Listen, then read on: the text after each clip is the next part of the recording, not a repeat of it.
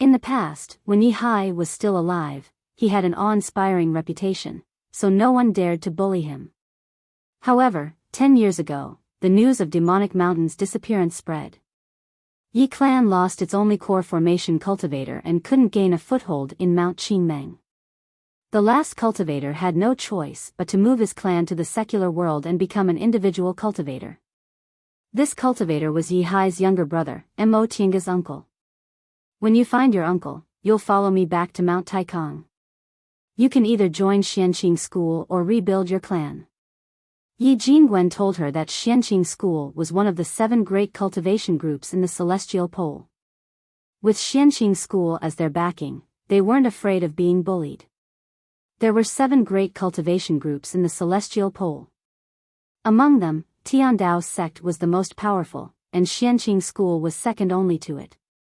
Tiandao's sect could be said to be the #1 cultivation group in West Kunwu. Mo Tianga didn't have any objections.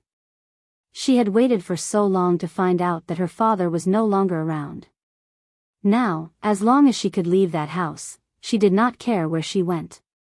If there was anything to look forward to, it would be having an uncle. They set out from the Mo family's village for 2 days and finally arrived here. Yi Jingwen had said that there were immortal cultivators here. Mo Tianga looked around curiously, but she discovered that this was just an ordinary town.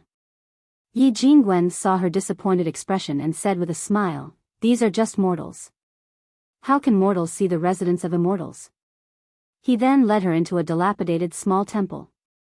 Mo Tianga also didn't find anything unusual about this small temple.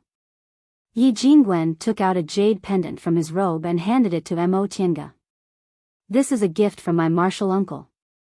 In the future, don't let this thing leave your body. If you carry it with you, even nascent soul seniors won't be able to see through your constitution." Mo Tianga took it.